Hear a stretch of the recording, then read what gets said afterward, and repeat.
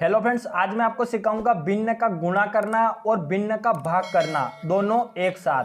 दोस्तों, किसी भी समीकरण को हल करने से पहले अगर उसमें जोड़, घटाव, गुणा और भाग के चिन्ह हो तो सबसे पहले यहाँ पर देखना, सबसे पहले भाग के चिन्ह को हल किया जाता है, इसके बाद गुणे के चिन्ह को, फिर जोड़ के चिन्ह को और फिर घटाने के चिन्ह को हल किया जाता है। सबसे पहले कौन सा हल किया जाता है? भाग का चिन्ह, फिर गुणे का चिन्ह, फिर जोड़ का और फिर घटाव का। तो यहाँ पर देखना दोस्तों, यहाँ पर हमें गुणे का चिन्ह भी है और भाग का चिन्ह भी है। तो हम सबसे पहले कौन सा चिन्ह हल करेंगे? हम सबसे पहले भाग वाला चिन्ह हल करेंगे। तो इसको ऐसा कैसे लिखेंगे? तो यहाँ पर देखना, ये हो जाएगा 5/4 गुणित 8/3। इसको ऐसा कैसा लिखने के बाद अब यहाँ पर देखना, यहाँ पर भाग का चिन्ह है, अब हम इसको हल करेंगे। तो भाग के चिन्ह को हम गुणे के चिन्ह में बदल देते हैं और इस नीचे वाले को ऊपर लिख देते हैं और ऊपर वाले को नीचे लिख देते हैं। तो यहाँ पर देखना दोस्तों, ये भाग का चिन्ह है ना, तो हम यहाँ पर गुणे का चिन्ह लगा देंगे और ये जो नीचे 6 है इसको ऊपर लिख देंगे और ऊपर वाले 9 को नीचे लिख देंगे। तो ये हो जाएगा 6/9। दोस्तों यहाँ पर देखना, यहाँ पर 8/3 भाग्य 9/6 है। इसका अर्थ क्या हो रहा है? इसका अर्थ हो रहा है कि 8/3 में भाग लगाना है 9/6 का। अगर ऐसा होता 5/3, तो इसका मतलब क्या हो रहा है?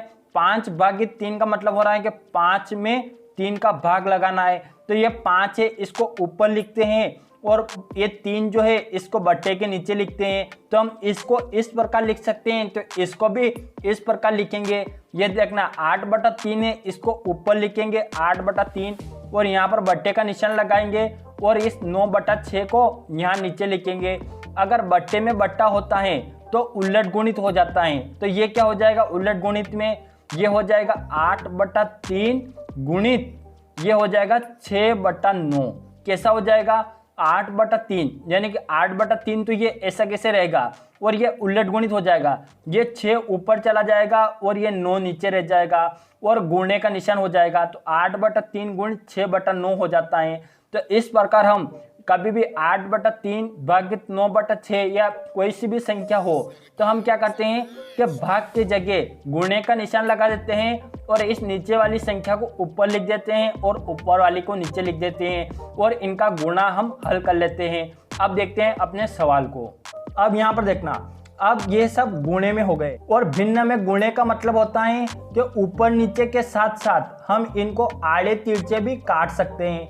तो यहाँ पर देखना, हम इस 9 से इस 6 में काटेंगे तो 3 से कटेगा, तो ये हो जाएगा 3 तिया 9 और 3 दूना 6। अब यहाँ पर देखना दोस्तों, इस 2 से इस 4 को काटेंगे तो 2 बार कटेगा, 2 दूना 4। फिर इस 2 से इस 8 को काटेंगे तो 4 बार कटेगा। अब यहाँ पर देखना दोस्तों, ऊपर क्या क्या बच रहा है?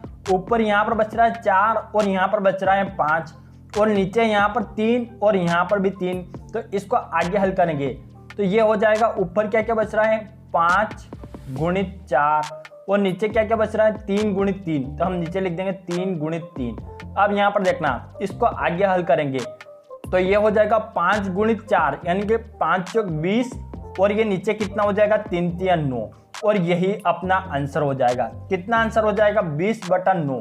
दोस्तों, आप लोगों ने क्या किया, यहाँ पर गुणे का चिन्ह था और यहाँ पर भाग का चिन्ह था, तो हम सबसे पहले भाग के चिन्ह को हल करते हैं, फिर गुणे वाले चिन्ह को हल करते हैं और अगर उसके बाद जोड़ वाला चिन्ह है तो उसको हल करते हैं और सबसे लास्ट में घटा वाले चिन्ह को हल करते हैं। फिर अपनों ने क्या किया कि भाग वाले चिन्ह को पहले हल किया, तो ये जो दे रखा था इसको ऐसा कैसा अपनों ने यहाँ पर लिखा। उसके बाद इस भाग वाले चिन्ह को अपनों ने गुणे वाले चिन्ह में बदला और नीचे वाले को ऊपर लिखा और ऊपर वाले को नीचे लिख दिया और इसको हल किया।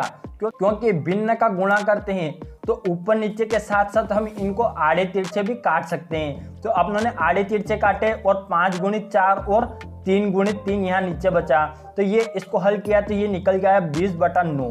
और दोस्तों, यहाँ पर मैं आपको सिखा दूं कि इनको कैसे याद रखा जाता है। बहुत सारी बार आप भूल जाते हो कि पहले गुणा किया जाता है कि पहले भाग किया जाता है। तो आप क्या करना है, सबसे पहले भाग का चिन्ह बनाना। भाग के चिन्ह को बनाकर इसको हम ऐसे काटते हैं तो काय का चिन्ह बन जाता है? गुणे का चिन्ह बन जाता है। और गुणे के चिन्ह को हम व्यवस्थित करते हैं तो ये प्लस का चिन्ह बन जाता है, और प्लस के चिन्ह को हम यहाँ से और यहाँ से काटते हैं तो ये माइनस का चिन्ह बन जाता है। तो इस प्रकार आप इसको याद रख सकते हो, और इस प्रकार आप किसी भी भिन्न का गुणा जोड़ घटाव आसानी से कर सकते हो। दोस्तों वीडियो अच्छा लगा तो वीडियो को लाइक कर देना, अपने सभी दोस्तों में शेयर करना और चैनल को सब्सक्राइब करना। अब मिलते हैं।